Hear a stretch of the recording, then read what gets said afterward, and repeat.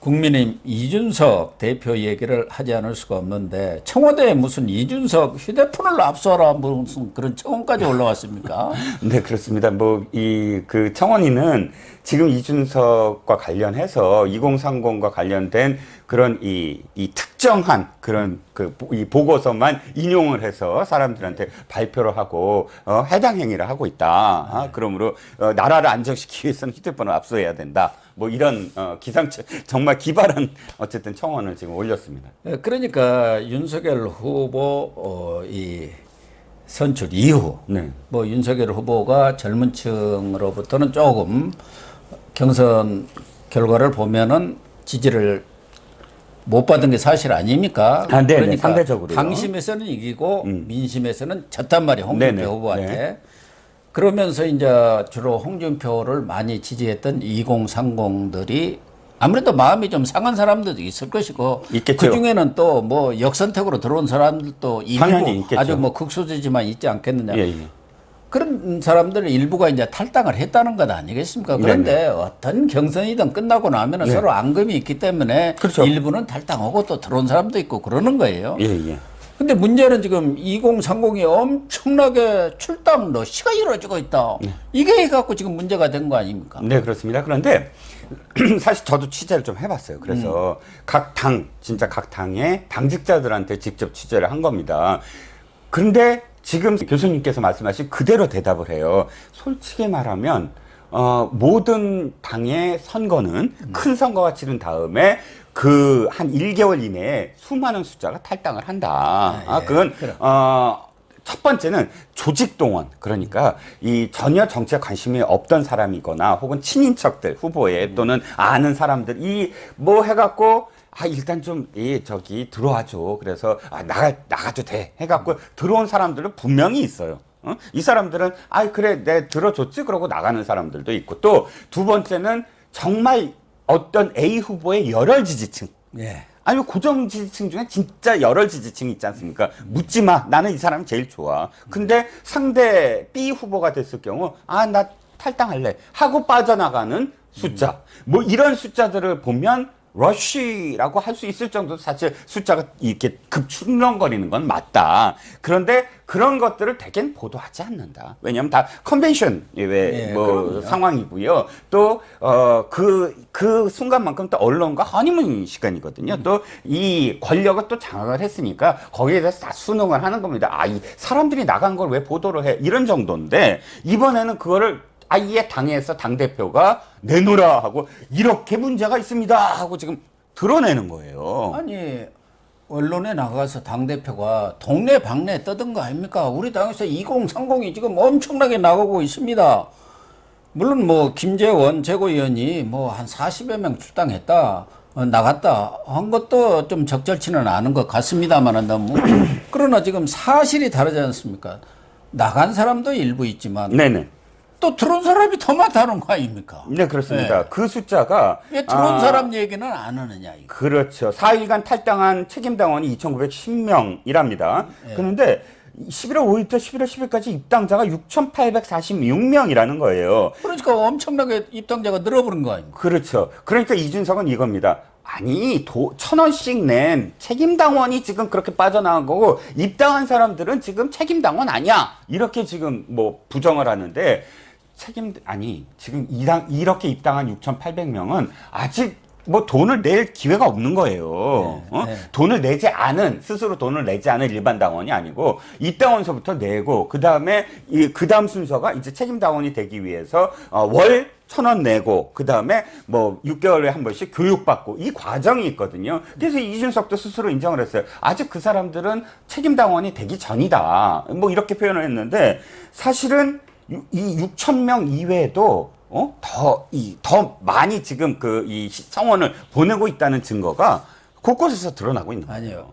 지금 책임당원이 58만 명 아닙니까? 네. 그 중에서 지금 2030 세대가 빠져나간 게 한 2,000여 명이라는 거 아니에요? 2,100명 제가 정도. 계산해 봤더니요. 0.3% 정도더라고요. 그 정도는 언제든지 왔다 갔다 할 수 있는 거고 그래요? 늘 이런 큰 경선이라든가 선거가 있은 뒤에는 의뢰이 그런 정도는 들어갔다 나왔다 하는 거라는 게 관행이라는 거예요. 관례라는 그렇죠. 거 예, 아닙니까? 그걸 왜 떠들고 다니느냐 이거예요. 그러니까, 그래서 예, 예, 그렇죠. 이준석 입을 닫아라 지금 이러는 거 아닙니까? 아니, 저는 이준석 대표에 대해서 정말 이번 사건은 정말 말이 안 된다고 생각하는 게 자기를 보고 들어왔다며요. 예. 홍준표를 보고 들어온 거 아니잖아요. 예. 자기를 보고 들어왔다면 첫 번째 이 사람이 어떻게 해야 되냐면 빠져나가고 싶어하는 2030에 대해서 자신이 메시지를 딱 던져갖고 아 걱정하지 마라. 내가 여러분들의 저기를 하겠다. 당대표로서 날 믿고 나가지 마라 라고 하든지 자기가 그것을 무마해서 2030의 지지를 받고 있다는 걸 증명해야 되는 거 아닙니까? 근데 자기가 2030의 어떤 지지를 받고 있는 그런 사람인 걸 맨날 얘기하면서 지금 2030 나가는 거를 지금 뭐 이렇게 정치 평론가가 얘기하듯이 몇 퍼센트가 나갔거든요 하고 중계하는 게 말이 됩니까? 그런 의도가 이제 뭐 자기가 2030을 쥐고 있다. 내 힘이 있어야 이 사람들은 안 나간다. 뭐 그런 것도 과시하려는 것도 있는 것 같은데 지금 이 선대위 구성을 놓고도 김종인 전 비대위원장과 어떻게 보면은 공동 전선을 펴고 있다 할까.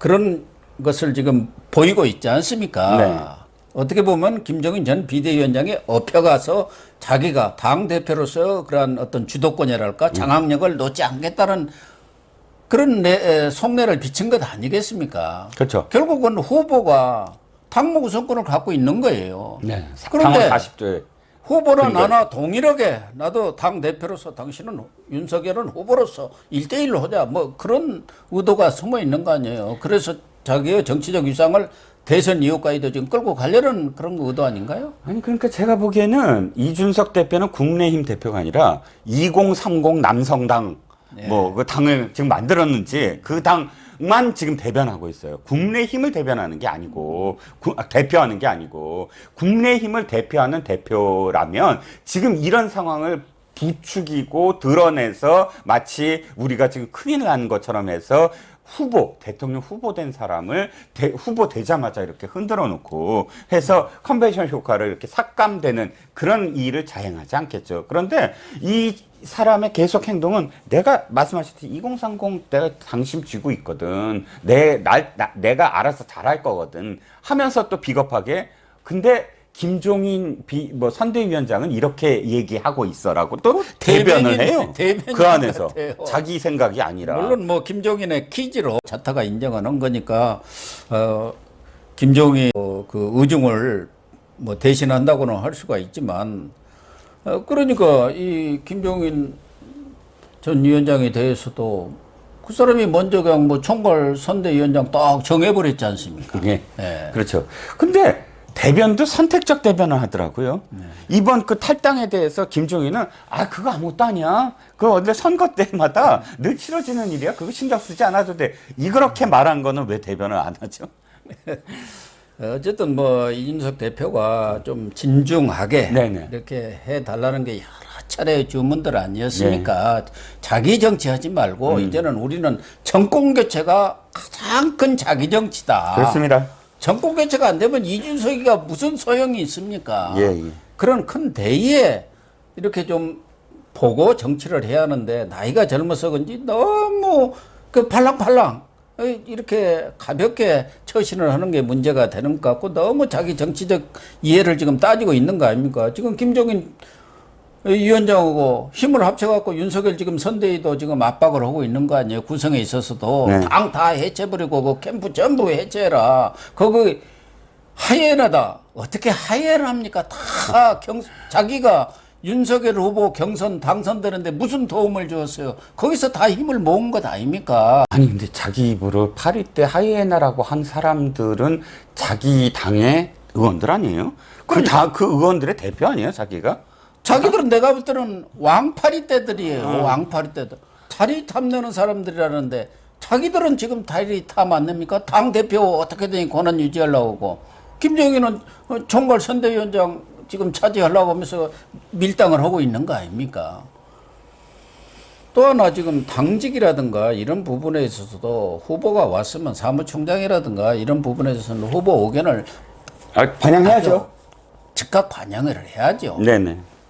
한기호 사무총장에 대해서도 뭐 교체를 요구했는데 생각해 봅시다 하고 이렇게 또 미적지근하게 얘기하고 가장 핵심이 이제 총괄 선대본부장입니다. 조직 여러 개 조직본부장, 기획본부장 있는데 그걸 총괄하는 사람이 총괄 선대본부장. 전에 박근혜 때도 김무성 의원이 그 총괄 선대본부장을 했지 않습니까? 전 대표가. 네. 이것도 벌써 권영세에 턱 추천을 하는 거예요. 이쪽에서는 아마 임태희 전 비서실장의 대통령의 청와대 비서실장을 염두에 두고 있는 모양인데 거기서도 지금 자기 사람을 심기 위해서 이런 일을 하고 있는 거 아닌가요? 그렇습니다. 어쨌든 이러한 부분들이 뭐 여러 차례 다루기는 했습니다만은 이준석 리스크가 너무 큰 것 아닌가. 저는 뭐 대선 구도라든가 여러 면에서는 아주 좋은 조합이라고 보는데 어떨 것 같습니까? 이준석 리스크가. 그러니까 중요한 건 제가 보기에는 윤석열 후보의 과감한 사실 리더십이 좀 필요한 때다. 모든 것은 자기를 중심으로 해서 가야 되는 것이거든요. 미국 선거 생각을 해보죠. 오바마, 뭐, 내지는 클린턴 그러면 사실 그 오바마나 클린턴 자기 이 주의 아칸소 뭐 그런 그 마피아 뭐 이런 얘기까지 들어가면서 그때 당시에 함께했던 사람들이 고스란히 백악관 가요. 그리고 권력을 차지합니다. 그런데 그 세력이 뭐 진짜 농단을 부리고 뭐 그러면 욕을 먹어야 되겠지만 같은 생각을 가진 사람들이 그 세력으로서 사실 시대 정신을 만들어내는 것이거든요. 근데 이 사람 저 사람 다 해갖고 이 꾸려 나가면 후보가 사실 중심을 잡을 수가 없어요. 그러면 지금부터 사실 윤석열 후보의 정치적 리더십을 또 보는 겁니다. 그러니까 검찰총장은 한 번도 그런 리더십을 발휘할 기회가 없어요. 뭔가 생각과 달리하는 정파가 있는 것도 아니고 또는 전혀 다른 그런 이 이념을 갖고 있는 사람과 함께 얘기를 해본 적도 없고. 근데 이제는 그런 것들을 설득하고 설득을 안 당한다면 내가 과감하게 당원 40조 사무관하는 나한테 있어. 내가 할 거야. 라고 딱 선을 긋고, 근데 선을 긋지 않고 애매한 상황으로 이거를 타협하려고 가면, 그럼 거기서부터 리더십이 금이 갈 수밖에 없는 거죠. 그러니까 그런 차원에서 윤석열 후보도 사선 의원을 비서실장으로 앉힌 거 아니겠습니까? 자기 이제 정치력이 아무래도 정치 경험이 일천하다 보니까 권성동 의원 또 믿고 맡길 수 있는 사람한테 비서실장을 시켜서 좀 제대로 본인이 정치적 리더십을 발휘할 수 있게 그런 거 아닌가요? 네, 그렇습니다. 그것도 사실 메시지라고 보는 측면도 많더라고요. 나한테 지금 계속 뭐 이렇게 요구하지만 나는 그렇게 하지 않을 거야. 권성동 비서실장 봐 하고 딱 그 수를 두었다는 어떤 해석도 있는데 이제부터 진짜 바라봐야 될 건 윤석열 후보의 진짜 리더십을 볼 수가 있는 거죠. 싸울 땐 싸우고 당내에서도 양보 못할 건 양보 못하고 또 타협할 건 타협하고 하는 들고 날면서 그것을 쥐어나가는 장악력 이걸 한번 또 지켜봐야 될 것 같습니다. 김종인 전 비대위원장과의 관계에서도 뭐 윤석열 후보가 총장을 그만둔 뒤 김종인 전 비대위원장이 여러 차례 러브콜을 보냈습니다만 안 만났잖아요. 네네. 또 김종인 위원장이 계속 주장하는 게 입당하지 마라. 그 아사리파이다. 백조가 흙탕물에 들어가면 같이 검은 오리가 된다. 이렇게까지 했는데도 입당을 했는데 만약 김종인 전 위원장의 얘기대로 입당을 안 했더라면 어떤 상황이 왔겠습니까? 완전히 김종인 전 위원장은 잘못 판단한 거예요. 저나 뭐 우리 이 국장이나 입당을 해야 한다. 해야 한다라고 그래야만이 당심도 잡고 전국적인 조직을 가지고 대선 후보로 나가지. 만약 당에서 이 경선 계속 국민의힘을 치르고 있는데 혼자 어디를 돌아다닐 겁니까? 그리고 밖에 있을 경우 김정일은 자기 뜻대로 윤석열을 쥐고 흔들 거 아닙니까? 그럼 가버렸어요. 진짜 윤석열 후보가 나름대로 이 관이 딱 서 있는 분입니다. 네, 예. 그렇습니다.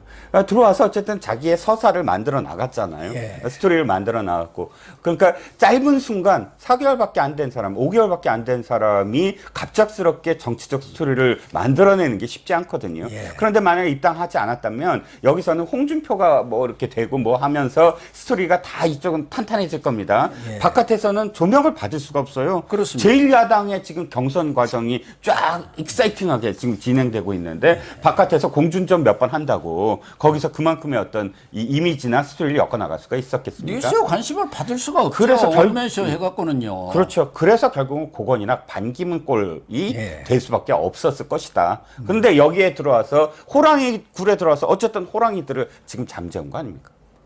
그런데 지금도 김종인 위원장은 자기 뭐 들어가면서 전권을 달라 또 뭐 그 하얀 애들 파리떼들 다 쫓아내라.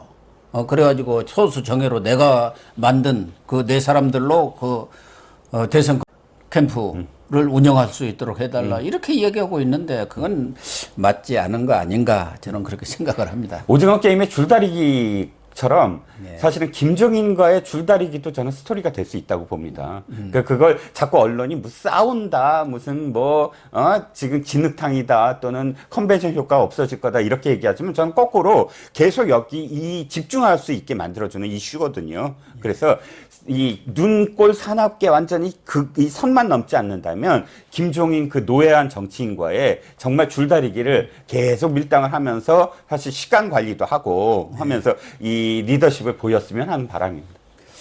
네. 그럼 저는 그렇게 정리를 하겠습니다.